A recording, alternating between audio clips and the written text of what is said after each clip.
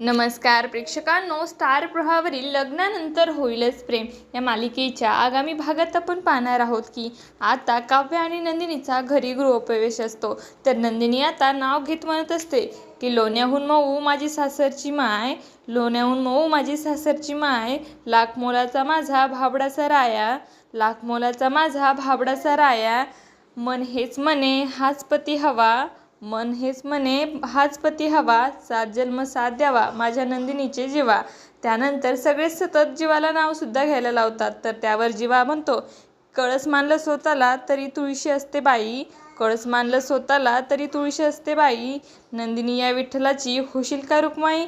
तर त्यानंतर पुढे आता आपल्याला दोन्ही सुनांचा गृहप्रवेश पाहायला मिळतो. माप ओलांडून अखेर नंदिनी आणि काव्याची देशमुखाच्या घरात एंट्री झालेली असते.